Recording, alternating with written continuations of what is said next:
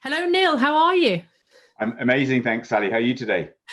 Actually quite good. Considering my entire life is now on Zoom, we're actually doing okay. Do you Well, I feel know like you're getting exactly how stiff you neck? feel. I'm just with you right now. The new zoomed out is a sort of the vernacular for I'm done with Zoom for the day. I actually think there's going to be a new illness that's going to emerge out of Corona, and it's going to be Zoom neck. Zoom neck, Zoom back. Yes, I think. Absolutely. So I'm just checking that we're live so I can monitor the comments and things like that and get there. Katie's watching behind the scenes to make sure everything's going okay. So there we are. Are you there, Kate? Let me know if you are. There you are. We can see us. Hello, fabulous. Right. So hello, and thank you for joining us, Neale Lewis. Neale is the most amazing business coach, and he focuses on helping businesses to take themselves to the next level. As most of you watching this are business owners, I'm sure you've all got yourself to that point where you've just completely got stuck and you just don't know what to do to get to the next level. It's usually one of a few things, whether it's, what is it, Neil? There's few things that people get stuck. It's cash or Strategy or people or execution. execution. That's kind of what we help people really get focused on. So it helps people get past those key things and help them to get to the next level. You know, so many small business owners get stuck around, you know, the £250,000 turnover, and then they get stuck at the £500,000 turnover. Very few get to the £1 million turnover. But once they get past the £1 million, then it becomes a 2 million, then it's getting from 2 to 10, and then 10 to the multiples, and so it goes on from that. Whatever level you're at, there's always a sticking point which stops you get to the next bit. And what Neale does is brilliant at identifying the bit that's holding you back and pushing you forward. And is there a common denominator amongst most business owners or businesses, Neale, that you've found that actually keeps them stuck? Or is there a thing that you tend to find is a common thing amongst most businesses as to why they're not growing? Well, there's a number of things. I think one is that, as you mentioned absolutely rightly, most businesses in the world never really get above $1 million or £1 million in revenue. And that's probably for a number of reasons. For a lot, they just like to have a lifestyle business and absolutely fine. We know there's lots of people who are running shops and agencies and letting agencies and the like, and they don't have any ambition really to drive out above that. Others kind of get to a place where they probably get in their own way. So we see a lot of entrepreneurs, their actual genius is actually their ability to take risks, and they're able to drive and be competitive and go into new markets. But where they sometimes get in their own way is that maybe they're not such good people, if that makes sense. So that they alienate a lot of people around them, and it's my way or the highway, or they aren't able to grow those people around them, and therefore they only ever get the ability to really have a business where they can have 10 people or so, and that really holds them back. And I think others probably a challenge because they don't have what I would call a growth mindset. They kind of have a fixed mindset, and they can't then take the required learning that you need to do to move over from that raw energy that you require when you start up to be able to then systematically scale and grow your business. So there's probably lots of different reasons behind that. And of course, right now, it requires a different mindset, doesn't it? Because we're in a challenging time that a lot of us don't have a playbook for. So, you know, being able to make sure that you've got the right mindset, and that's something we'll no doubt pick up on through the call, to be able to see opportunities where others are actually just maybe like stuck in headlights and frozen paralysis of fear, and then can't make the decisions to move forward, where others can see opportunities, can see new markets opening up, can see new verticals and new categories that they can then quickly pivot into. Do you find that a lot of CEOs, business owners, actually they tend to blame the staff, and they maybe train the staff and blame the staff and push the staff, but would you say a lot of the time it's actually them that needs some work? Yeah, there's a horrible expression, but it goes something like, a fish stinks from the head down. So by that I mean, when you look at everyone and blaming everyone else, actually you think fish stinks from the head down. Actually, more often than not, it comes from the top. It comes from a culture of, if you blame everyone else, then actually you need to look in the mirror and think about, actually, am I taking ownership right now to make sure that I'm doing everything to develop this team of people around me? Am I taking ownership to pull people to task who aren't doing a good job and help them take the accountability that they need to take? And I think that's really difficult right now, by the way. And am I doing my very best to be the best boss I can be every single day? Am I learning and growing around that? And, you know, you and I have spoken many times about this notion of being above and below the line. And again, it's a wonderful concept for your listeners to think about. Whereas easy to do right now is to blame the economy, blame the virus, blame your co-workers, blame everyone else, or make excuses for not moving forward. But actually the winners in life tend to be the people who operate above the line, and they will take ownership for, right, this is the situation we find ourselves in right now. Probably wasn't of our own making, but, you know, actually we can take accountability for stepping up our operations. We can take accountability for going over and above. We can take accountability for looking at the systems and the process and improving those right now, and have others take responsibility. So I think that's a really important concept, where you may find yourself blaming everyone else around that, just to look in the mirror and say, actually, right now, am I doing everything that I need to do to be a leader that shows example, demonstrates, you know, by being the best that you can be? I suppose there's a thought process as a boss that, you know, I must be good because I've got this far. So if I've got this far, that I can't be doing this wrong. It's just the way I am. I mean, how do you change a business owner's mindset?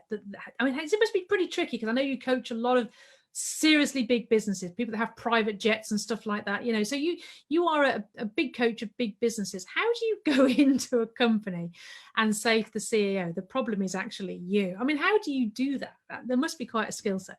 Yeah, it is, but let's sort of dial back a bit. Actually, I've got, and again, we coach a lot of our clients about the importance of having a core customer. And for me, whoever I'm coaching, I want to make sure that they are, yes, they're ambitious, but also they've got some other attributes as well. They've got a degree of humility. They've got a degree of wanting to learn and know that they don't know it all. That they are able to sort of just not bear all, but being able to be vulnerable. And so I've got clarity about the sort of people that I can do my best work with. And I know full well that somebody who hasn't got those attributes, who has more of a fixed mindset, who has something that says, actually, you know, I know it all, there's no point, I would never really be working with them anyway. So I think most of the people that you work with have already got the sort of traits that by default you can really work with as a coach. They're hungry to learn. They want their others to learn, and you know that as well. I mean, one of your values is about, you know, learning and growing, and that's really important to you. And if you're seeing a company who's got that's encouraging. So for me, it's really difficult to ever be able to work with somebody who is got I know it all, or that fixed mindset thing. I'd probably be saying, no, I'm not the best coach for you. But what I would say is, for anybody who finds himself in that particular area, there is an opportunity to change, but it has to start with you. You kind of just look, I don't want to be frustrated all my life and hit this last ceiling above me. So if I want to progress and be able to grow a business, I need to change some of those things around me, and to let go, and to be able to delegate more effectively, to be able to give others more responsibility, and let go my baby. And again, you know, that's so difficult often. You know, when you get to that sort of 1 million, 2 million mark, this is my baby and no one else can do it as well as I can do. But that having that mindset means that you're just going to get frustrated for so many years, because you're just going to stay exactly where you are. It's a tough one, isn't it? And how do you, so I mean, obviously the first challenge is accepting that you're probably the problem. And usually it is the case. You know, if a business is struggling, it's basically the business owner hasn't done something that's needed, whether it's managing the cash, whether it's looking at the right strategy, whether it's, as you said, looking at the right team, or whether it's looking at yourself. There's something not working quite right. So first of all, focus on yourself. But next, how do you get the right team around you? I mean, obviously sometimes we do have bad team members, but it's still our job to deal with that and get them out, or train them, or develop them, or do whatever's necessary. And what would you say you found with some of the massively growing companies? What do you look for in a good senior management team, a good set of managers? What's the ticks in the boxes you're looking for when you start working with people? So one of the areas that we reference the whole time, it just gives it a really nice context, is Jim Collins' great book, Good to Great. And in that, he talks about the importance of having the right people on the bus. So when you explain to someone the importance of having the right people on the bus, and then more important than sitting in the right seats, one of the very first exercises we'll ever do with somebody is to help them go through and to look at what are the key roles that need to be done in my organization right now. What are the and who's doing those areas? We call it the functional accountability chart, and that just allows us to see whether right from the outset, and certainly with the senior management team, have we got the right people on the bus? Are there gaps in that? Are there people that, again, once we've sort of worked with the CEO and the team for a while, just saying, actually, such and such is not serving you well, and we probably need to find a way of just letting those people go. So that's absolutely critical. Secondly, is the importance of having core values. So again, without core values, you can't really determine what's the culture that you want to create in your organization. And you find getting to about 1 million, you can get away with sort of, this is the way we do things around here. But just like any other sport or anything else in life, you need the rules of the game. And that's what the core values do. They really explicitly set down what are the rules, the way that we're going to play our game out around here. So as soon as you can get your core values really, really well articulated, discover your core values, then you can do another exercise to see, actually, of my existing team members, how many of those are really living my values in a way that that means they're a credit to the team. And then again, you'll quickly find those people who, they might be doing a great job, but actually they don't live your values, and they may become toxic in your organization. And again, it's great to let those guys go. And then the third thing we do, Sally, is we do an exercise we call top grading. So this is putting some science behind all of your resource that you've got in the organization, and either call it a skill wheel matrix or somebody who just measuring their values against their productivity. But what you're able then to do is determine who your A players or your real stars are, who the people who are up and coming in terms of what we call the B players, that they are doing a solid job right now, but they don't really have the skills to be really, really productive. Then you've got the C players who are neither productive nor live your values, and they're the ones you're probably going to let go. And then you've got what we call the BC players, and these are the really tricky ones because they do an amazing job, but actually their values are toxic. And then how do you get them, to be back up to becoming an A player again? So once you've done those three sort of exercises, you're in a much better place then to know precisely have we got the right people on the bus. And then you then start to put down job scorecards. So you think around, what are the key roles that I need doing in my organization? And then you go hiring for your next key hires against that specific job scorecard. What's the mission of that role? How will you know that person's doing a great job? What are the values that they'll need to demonstrate around that? And making sure there's a real rigor in that process. Because most people go wrong. They kind of are what we call almost sort of hire quickly and then fire slowly. So they just, anybody's available, get them in, and then discover that they're a road crash. Whereas we do almost talk about the notion of slow to hire, quick to fire. Take your time to hire that right talent. But if they're not right, make sure that in your contracts, you've got a 3-month sort of basis where you can let people go if they're not right for your organization. Now, I don't know if you've ever seen the program Ramsey's Kitchen Nightmare. Have you ever seen that program? Have you noticed the problem is always the chef? Yeah. I find it a fascinating program because you can relate the challenges in that program to all businesses, really. And I jokingly say the problem's always the chef. It's quite often other people. But what I'm saying here is there's always seems to be a hesitancy or a fear almost of the business owner to remove the person that is a problem. There's two factors, I guess. Sometimes they work with family, which could be difficult. You got to fire your sister, your brother, your mom, your dad. They're the problem. You got to fire them. Or it's like it's the chef, or it's your, in our terminology, it would be your lettings manager, your branch manager, or your key person, or your co-director, or whatever the case may be. These are all really, really difficult things to do. And I imagine you must have come across this so many times when you've had to have that conversation, as in, this person isn't right for you, as you've just said, we need to get them off the bus. How do you help people? Because I reckon a lot of our listeners here will be sitting there thinking, yeah, I've got someone I need to get rid of. But, and there'll be all these buts. And what we tend to do as business owners is make excuses as to why we haven't taken the action we needed to take and get rid of this person. But they do this bit well, or they're this, or I wouldn't better find anybody, or whatever the case may be. How do you help people get over that objection? Because I think this is a big one.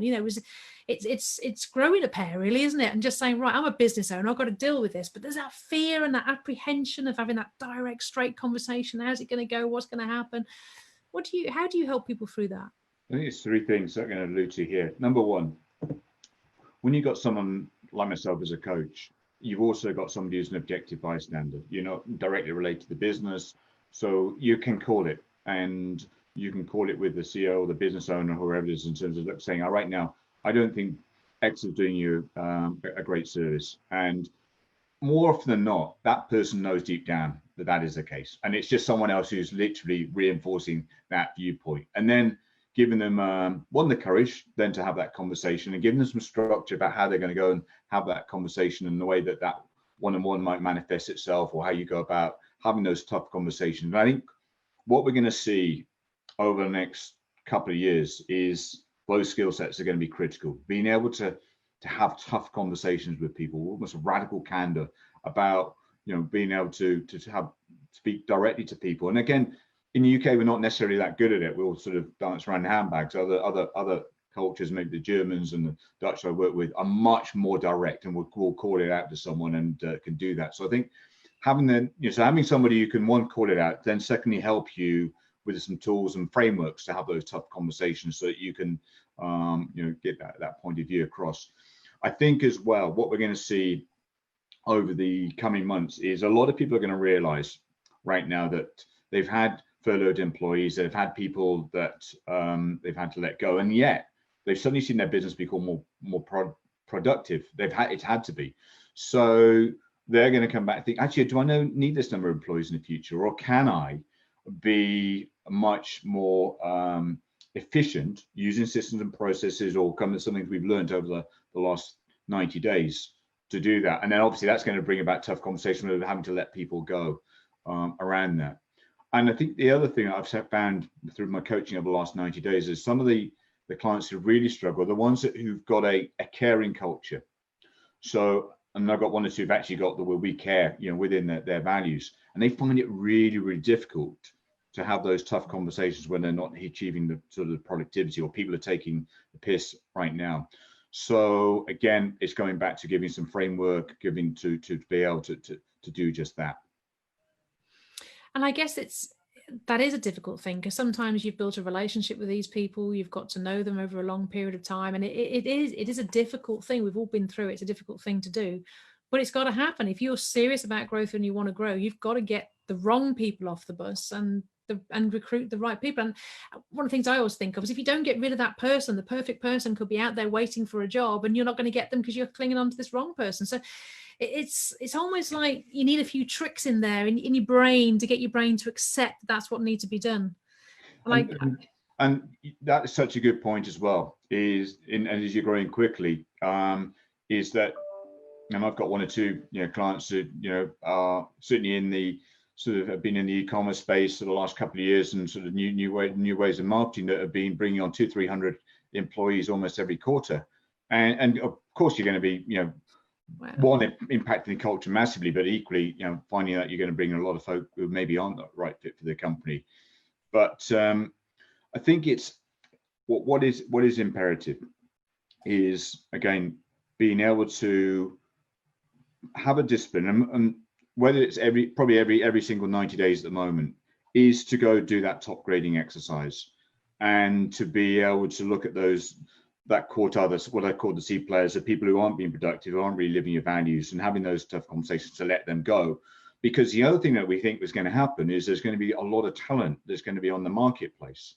And so just like a football team does at the end of the season, they kind of have a place where they put people on the transfer market. They let maybe people who aren't the right fit for their particular football team, or need more defenders or attackers, so they can then bring in fresh blood into the team. Unfortunately, or when people are getting to the mid-30s and they're no longer able to serve that football team. And it's the same analogy in almost farming as well. It's a horrible thing to say, but a farmer, when a sheep is no longer useful for that, has to take the sheep to the market, or cattle to the market, because they need to bring in fresh livestock to be able to be productive. So having that discipline of going through a strategic exercise, and it is strategic, to look at all your employees and to be able to map them in that way, not on a subjective basis, albeit sometimes it is, but more of an objective basis. So you then have got both data and the facts. So when you are having tough conversations, it's much easier. It's much easier than just, "Oh, I don't like the look of you." So that's what I really advocate people looking at. Really good tip. And I think the other thing as well that's going on right now, because we're here with the guys that have just joined us. I'm talking to Neale Lewis. He is an expert in business growth, specializing in taking businesses up to the 10 million and beyond mark. He deals with lots of clients all over the world.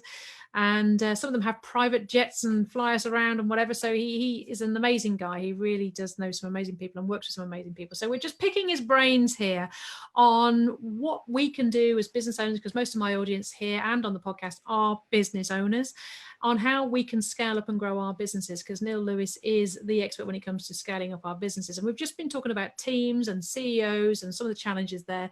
But the next thing I want to talk about, Neale, is we've just been through Corona. And I think a lot of business owners have had a massive lesson in cash, which is one of the 4 big strategies, or one of the 4 big challenges in growth. And I know you have a saying that says growth sucks cash. Yeah. Absolutely right. You know, if you go back to the beginning of March to 2020, so many people were like ringing up suppliers, negotiating terms, asking for deferred payments, stopping payments, cutting rid of stuff they didn't really need. I mean, really, that's an exercise I suppose we all should be doing all of the time. Yeah. And I actually think a lot of us have just had a massive learn, a massive lesson, a massive wake-up call. And you just alluded to it there. So many of us are now running leaner, keener, more profitable businesses with a fraction of the turnover, and it's a real insight. What would you say to the listeners, which, you know, say they're business owners of various sizes, about cash? What's a few tricks of the trade you could give us to help us with that cash? Yeah, and you're absolutely bang on. You know that cash is king, and we see that. Well, I think it's almost one of the first rules of entrepreneurial gravity is that growth sucks cash. So, you know, as you grow more quickly, it goes without saying that you need more systems and processes, maybe bigger buildings, more team members, more investment in marketing, and all of those things, you know, impact your cash flow. As business owners, most of us tend to look at the profit and loss, and most of people can actually be very clear right now. Yeah, I'm making money, I'm making good money. I know precisely what my margins are. I know, you know, we're making money. Maybe, fortunately, right now, be losing money, and that's maybe a systematic of where we find ourselves right now. But, and here's the kicker: most of us are not very good at understanding the workings of our balance sheet, or on understanding how cash flows through an organization. So you can be going out to everyone saying, yeah, I'm doing great right now. You know, I've never had a better year. Profitability is fantastic. But right now, if you're not able to collect your cash in and have a clean eye in terms of your account receivables, if you're paying people too quickly, if you're a manufacturing company and you're holding on to too much stock, that has a huge impact on your working capital. So that's where we then start teaching people in terms of how to not only look at the P&L, but also the importance of looking at and managing working capital right now, so that if you've got more working capital, that's going to, you know, be an impact in terms of what you can able to do in terms of having available cash. So what can you do right now? Well, first up is to have a look at your all the key metrics around accounts receivables. I know it's difficult, necessarily asking for money right now, but it's a game, and somebody right now is holding on to your money.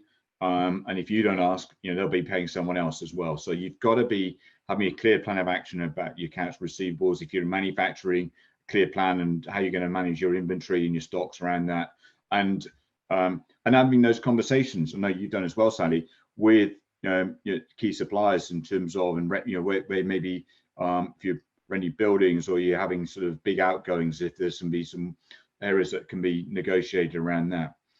So I think that's an ongoing lesson. And then the other thing we teach people is amazing lesson. It's called the power of one. And in many respects, when you think about both your P&L and your balance sheet, there is a number of levers that we can influence. And the power of one is a great exercise to look at what are the things that we can influence right now. So one of the things you can think about, and I really urge you to think about, is pricing right now. It's never been more important to think about all of your pricing strategy. What are the different price points that you could or should be putting into the marketplace right now? Then to be thinking about your overheads in the business. That's not just in terms of what I've been talking about, but all the other discretionary overheads, and then also cost of goods sold. You know, what can you do to impact on that? So each one of those, in terms of the power of one, we can do a piece of work that looks at what's the impact if we move up our prices by 4 or 5% right now. Actually, you know what? We can actually afford to lose 25% of volumes if we, it depends on where you are, but, you know, looking at that, what's the impact if we are able to move our overheads down by 3 or 4% to our cash position, to our profitability? what is the impact to our cash as well when we start getting our debt or age sort of our debtors down by 3 or 4 days. So that's a really pertinent exercise to do just right now. And I think goes without saying, cash flow forecasting. So I know it's difficult right now, but maybe having 2 or 3 scenarios what you got for your business. For scenario 1, where we stay the same. Scenario 2, maybe we can grow a bit, and then scenario 3, maybe that we see a huge drop off. And then once you've done that cash flow modeling, having different strategies around each of those. Yeah, wise words, absolutely. And I think, I mean, how many businesses have gone down because of cash, or because of the VAT man or the tax man, or for lack of putting money aside, or just literally ran out of cash? I mean, so many demises have happened as a result of that, and it's a shame to disappear on that basis. Yeah. So we've talked about teams, we've talked about cash. Shall we just talk about strategy for a minute? I mean, strategy is a big thing, because particularly right now, obviously we've been through a crazy period, and everything has changed. The world has changed, everything's changed. And the question is, what strategy do we adopt now? And we're all looking down a multiple path option now. You know, before it was like, this is what we do. It wasn't like this is what we do. And now it's like, well, I could actually get rid of the office and go completely remote. I could actually go down the tech route and just really tech. I could outsource everything. And there's so many options now. And is there any tips you could think of to how do we pick the right strategy? I mean, is it just best guess what feels right? Do you have like a process for analyzing these things? Do you use people to get together and do this? Do you have a way that people could strategize and come out with the best bet for them? So I'm going to offer up, and by the way, we'll have an option for people to access some of these tools at the end of the session. But one of the most effective tools we've been using right now, many of your listeners will have heard the SWOT analysis: strengths, weaknesses, opportunities, and threats. And we see that very much as an internal tool, but we've come up with a SWOT analysis, and that pretty much strengths, weaknesses, and trends. And that is something that right now has been a really good way of just taking some time out, either at your quarterly planning, or the next time you have your board meeting, or the next time you come together with founders or your colleagues, and just have a think about, what are your inherent strengths? What is it you and your organization are really good at? And get those listed down. And when you're doing that, have a chat with or conversation with your customers, and get them to tell you what are you strong, what do you use, where's our value come from. Then have a deep think about where it is that maybe you've got some inherent weaknesses, and they may be something that you're aware of, and you say, you know what, we don't need to be strong in that particular area. We think about Ryanair, strength in terms of low prices. They're not strong in customer service, but they know they don't need to be strong in customer service, because that's something they can't do both. But they know that if they have the lowest prices and most flights, that they'll probably continue to grow. So what are the things that you have your weaknesses at? And then think about deep and hard about what trends are taking place in the world right now. What trends are taking place in your industry? What trends are taking place in the country? What trends are taking place that you might be able to capitalize on? So I'll give you just a few examples of what we've been doing with some of our clients over recent months. Some of them are pivoted from a similar sort of category. So I'm coaching a bit later on this afternoon a client who is in the security business. Their niche was very much providing security to pubs, hotels, and big festivals like Glastonbury. Overnight, their business model was just totally shot to pieces. They went from probably annual revenues of about 6 million down to trailing about 600,000. But they knew their core competence was really about keeping people safe, and having security guards who had the right qualifications and stuff like that. And then the trend was that suddenly hotels and pubs, nightclubs didn't need people safe, but supermarkets did, and supermarkets suddenly needed to have people help keep their consumers safe, or help stop people having fights over toilet rolls or whatever it was. So they were able to quickly pivot, and then helping about 2,000 supermarkets up and down the country with collaborating with other security companies. So they were able to look at what the trends are taking place, where can we take our core competences, and providing new service. And that's just going to change their model, because they kind of say, actually, we're very good at keeping people safe. What other opportunities would we have? Maybe in rail terminal, maybe in bigger shops, maybe not just supermarkets. So that's an opportunity.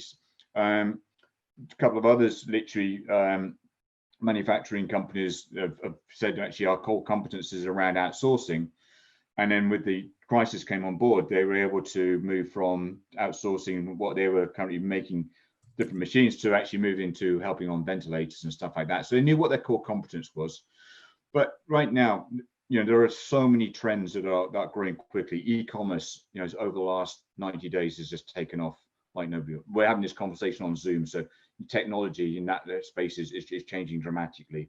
There are a whole raft of new growth areas that we'll never even thought of before. So it may be right now that your sector is challenged, but there might be other areas that you can get into that you can capitalize on given where your competencies are. So we call that the sweat model.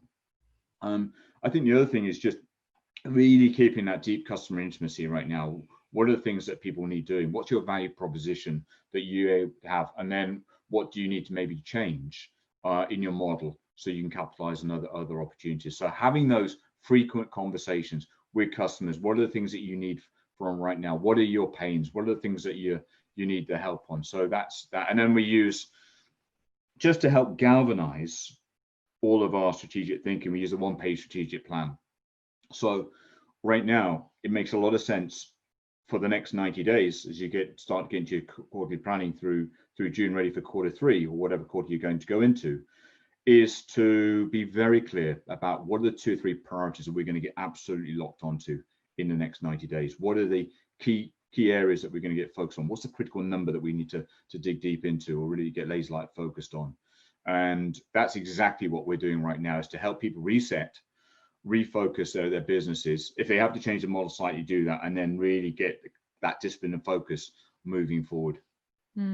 Wise words, very wise. I think that change from threats to trends, taking it from SWOT to sweat, right now is invaluable, isn't it? Because it's not what the threats are. The challenge is the new trends. I mean, we really need to be looking at our businesses from what you're saying there and looking at everything we're doing and saying, well, number one, does the customer still want it? Are we delivering it in the way that they want it? Could we do it in a better, more efficient online tech way? We need to analyze everything, don't we? And in fact, is the business that we're doing the right business? Yeah, no, it's fascinating, isn't it? Yeah, and I think again, it's these people who've got this positive mindset and they've got their antennae up and seeing opportunities, where others have kind of got their head stuck in the sand, who will quickly move on and take opportunities elsewhere, and others will just get stuck with where they are and wake up one morning and think, wow, what happened? Some spotty youth kid in the garage has taken my market right from underneath me. So I think that's strategy is important. It's and what I've just mentioned there isn't deep MBA talk. It is literally very practical, very easy, not easy, but it's something that you can get to work with your management team almost straight away. And I really urge you listeners to do that. I think there's it's been an interesting phase, and obviously we're here speaking, it's June, we're just coming out of Corona. We're still in Corona, but we're still coming out. And for many business owners, this has been one of the most busiest times they've ever had. They've worked harder than they've ever had because I think their minds are open. They recognize the opportunities and also the threats and the change in trends. And so for many business owners, they've been working 18 hours a day to get through this and come out the other side. Many business owners in our community have actually furloughed all their staff and been doing every single job themselves. Yeah. And that's opened a few eyes as well. It's like, oh, really? I didn't realize this was so easy, or I didn't realize this was so hard, or why has this been done so wrong? So there's a lot of people rewriting processes and reviewing staff levels and things like that. So it's been a really, really interesting phase going through all of this. But I guess the challenge is now is getting back to normal, and what is the new normal? I mean, what's your views on that, Neale, as to, are we ever going to go back to where we were, or is it all going to look different? There's an article I read a few weeks ago by a gentleman by the name of Keith Ferrazzi, and his expression really chimed with me. And rather than going back to work, he talked about going forward to work. And in the premise of what Keith's thinking was, and his great book Never Eat Alone, is that there's so many good lessons that we've learned over the last 90 days. That we'd be criminal to let those go as we go back into maybe a new normal. So one of the areas is that Keith and they've done, I think, in his organization, they've done a huge amount of research into remote working over the last 10 years. So he's just probably well represented as anyone in the world to be able to talk with authority around this. And what we've seen is that people who are empowered and have the right working conditions are actually more productive working from home. So if that's the case, why would you want to change that? If you're able to give them meaningful work and being able to give them meaningful projects, why would you have people traveling up and down the country, spending hours commuting and having to come to an office they don't really like when they can do that? So I think that was a really interesting observation. Also, how we had to become more calm and considerate to our employees, and then have a deeper understanding of the challenges they're going through and empathize with how they're coping. Equally, we've had to become more vulnerable. We've seen kind of having these calls and dogs jumping in from one angle and kids coming in from another angle, and actually just we're seeing each other as people as opposed to employees. And I think that would be criminal just to let that go. We're able to see that we are all humans with our own needs, and see one another's houses and then that for what it is. So I think there's a lot of things that we will learn, and as Keith talks about, when we go forward to work again, that let's make sure we hold on to some of the things that have gone really well over the last 90 days. Clearly, we'll be doing some of the other things that we've always done. But I've been just sharing that article with quite a lot of my clients. And then what we've got to work on is some action plans that actually haven't read that. Yeah, this is how we're going to go forward with our team now. This is how we're going to communicate more effectively with them. This is how we're going to celebrate, more effectively with people. So I think that's certainly one consideration I'd like people to think about. It's interesting, isn't it? I mean, I just think I've connected more with my team over this last 10 weeks than ever before. We're just communicating so much better. It's weird, but being in the same office, we've connected so much better being remote. And I wonder how many other people have felt that. Please let us know in the chats if that's you, because it's massively changed. I had a conversation with my husband, who is Mr. Suit. He's known as, he's so, pucker dressed, he's always like immaculate. I spend my life trying to live up to him, honestly. But he actually said, I don't think suits will ever come back. I think this is it now. I think it's all gone casual now. If I put a suit on now, it feel weird. Now for him to say that, I thought, wow, because like you say, we are all in our house. You can see me in my front room, with dogs, cats, kids, Amazon delivery men coming at the door in the middle of, and it's gone real, hasn't it? And it's become okay for it to be real. But will it go back? Will it go back to that almost front, this austere front that we all had as business people? Will it return, or is it just a phase? Because one of the things I was saying to one of my co-directors the other day is, like, we're making decisions on things based on how things are now, but is it going to be like this in a year's time? For example, working from home in your front room with the cat on your lap is okay now, but is that going to be okay in 12 months? What do you think?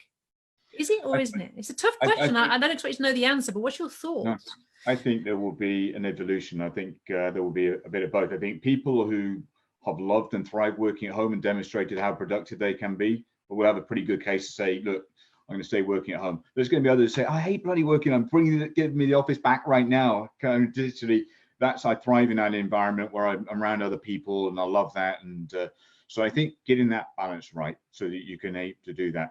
I think as well, it's interesting, a lot of sales teams, I think, will change dramatically.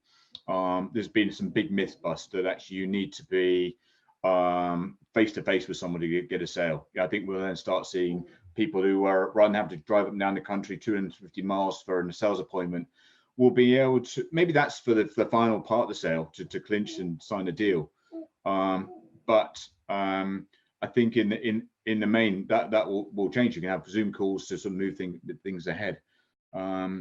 So it will probably have, if you're a property investor right now and you've got a lot of people in offices that you're in, you might be worried that things are going to change. And the other thing I'm seeing is that clients are certainly when that stage of being really diligent with their overheads, to actually have let offices go and have that kind of saying, we don't need this vanity of having 6-7 offices anymore. We can actually, if we need to come together as a sales team or the management team, we can get a Regis somewhere or a hotel where we meet up. But why do we need that? I think there will be lots of changes. I also think that the importance of having a culture that is robust enough to be able to be flexible around this is going to be important as well. So everybody will come revisit, I think, their core values out of that. What's important to us? How do we make sure that we are doing our level best to, one, look after our employees? They're great. How do we make sure that we overlook our customers? How do we make sure all other stakeholders are in a good place? So I think we will see us, and to your point as well, much more accommodating of people, much more tolerant of seeing other people's points of view than maybe we have done. And I hope this evolution works, in that way. Yeah, it'd be interesting to see if we end up in a more flexible environment where we will recruit people to work from home. And what I see as exciting as a possibility of that is you could actually recruit somebody from anywhere in the country. So borders disappear, which means you could have the best of the best from anywhere in the UK. And how exciting is that? Well, they're not just anywhere in the UK, but anywhere in the world now. So those borders, I mean, I'm having conversations, Zoom calls at 9 o'clock at night, in west of US, and first thing in the morning, Australia and the Far East. The world's become such a smaller place. And, literally, I am the same distance apart from you on a call, with someone who's 40 miles away as I would be for someone who's 4,000 miles away. It's, we're exactly the same distance apart now. So I think that will be a game changer in many respects. I think the other thing that will change is people will be able to be acutely aware of where they do their best work. So if they say, look, I'm going to start work at 11.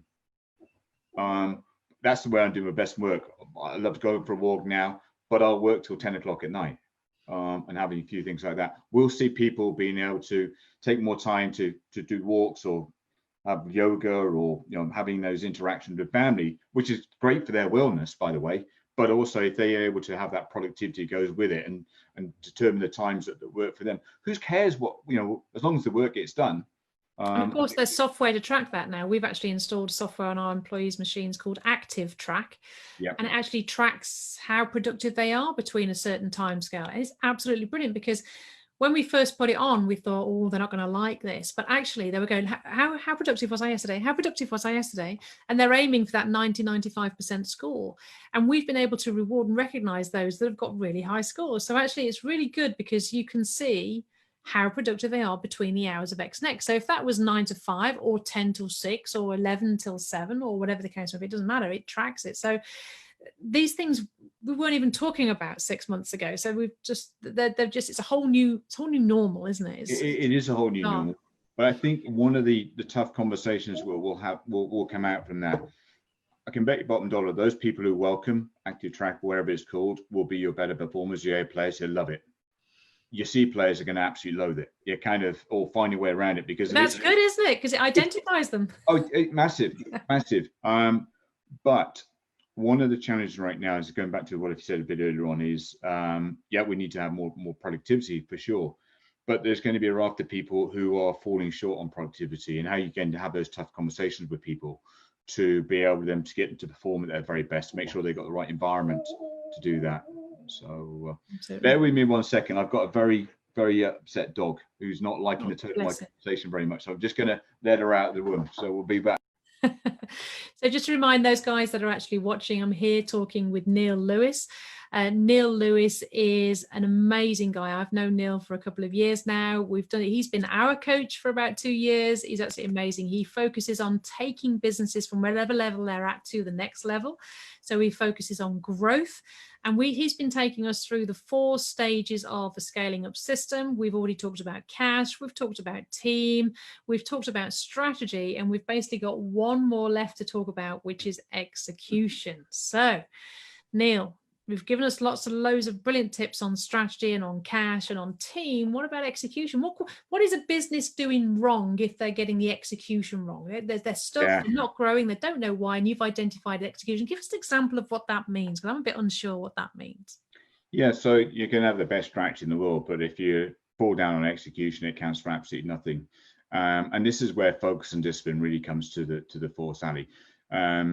So again, it's about being able to be crystal clear on your priorities. So we talk about execution, really helping to get, in any given 90 days, what are the real priorities that you're focused on right now, and having that debate about what are the real priorities and the ones that really we shouldn't be focused on right now. But once you've got real laser-like focus on what the priorities are, then execution is all really about getting to work and having accountability So people have got an idea about where their accountabilities are to make things happen. And then a number of other things. First up is having the right pulse in the organization. By that, I mean having meeting rhythms and the discipline and the right meeting rhythms. So if you think about it, just like the jazz sheet, in terms of the way that jazz music is scripted out, you kind of got sort of a rhythm of a jazz thing. Same again applies for having the right level of meeting rhythms. And as you grow faster, you need to make your pulse faster almost. So it's having the discipline. And right now, definitely advocating having a daily huddle, maybe 2 daily huddles where we're checking with everybody, having a weekly meeting, and then a quarterly planning meeting, and then an annual planning meeting. So if I work back from that, so once you've got your annual plan done, you determine that you want to grow by X, or you want to do this, or you want to bring new products into the market or grow the organization, then we kind of work back from that and say, okay, what do we need to do in the next 90 days? And this is so fundamental right now. In the next 90 days for a lot of people is helping to reset the business, refocus, and get moving forward again. So coming together and then determining what is it we need to achieve? What are the numbers we need to achieve? What's the critical number we need to get done in the next 90 days? What are those priorities underneath that we need to do? Maybe around bringing people back to work, maybe about starting the marketing up again, might be around bringing new products into the market. It may be looking at systems and processes, whatever it is, getting crystal clear about what they are, making sure that your team members then have got their own accountabilities to make those things happen, aligned to key performance indicators. So that, again, everyone's got some stake in the action. And then once you've got from your quarterly planning what the priorities are, then you just come back from that, having monthly meetings, weekly meetings, and then daily huddles, all geared up to make sure that you're moving forward to achieving those priorities, you overcoming roadblocks or the stucks that people have, acting as a cheerleader to get people to raise their game. And the other thing we're talking about right now is the importance of having almost these, if you think about the quarter as 90 days, then having mini sprints. So right now, let's think about what we could do in the next 30 days.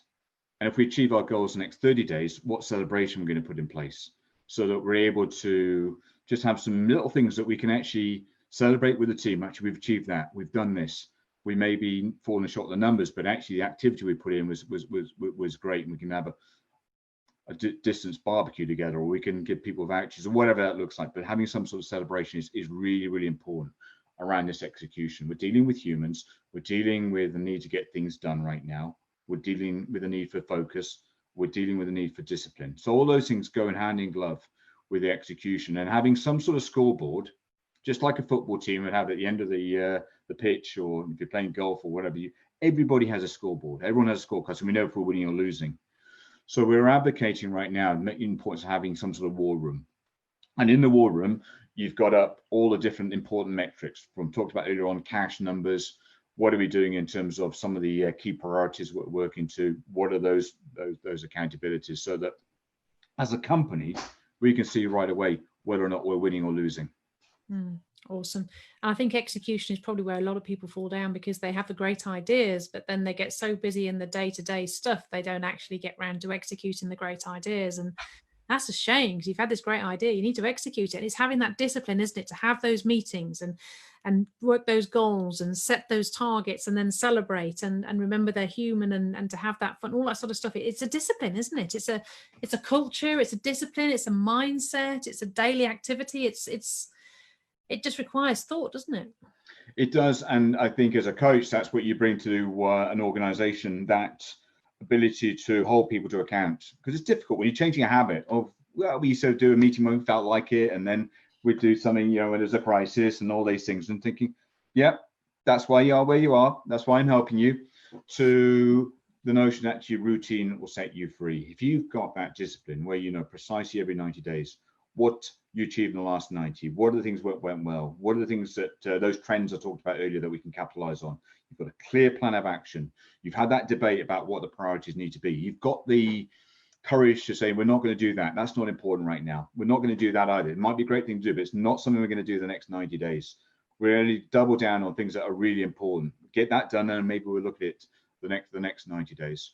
That's discipline. And holding people to account to help them just do that, and then just saying, by the way, how is it going? And how are you doing on your scorecard right now? Allows me as a coach to see whether people are, you know, taking accountability for doing that or they're falling short. Wise words. Now, you said you got some goodies for us. How do we find these goodies? Where are they?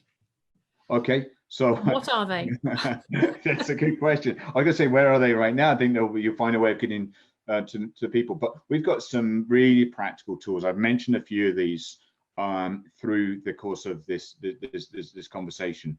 I think what I'm going to send out to you is the growth workbook, and in the growth workbook, you'll be able to access the strengths, weaknesses, and trends tool that I talked about. You'll be able to access the one-page strategic plan. You'll be able to access the 7-strata strategy. You'll be able to access the Power of One worksheet that I took you through as well. And if you want to go and do some more sort of work and study around it, then Scaling Up is the kind of book that's our textbook that we use, but it's a very practical book. I think you get it for about 10 quid or so from Amazon. But I would encourage you then, get a copy of that.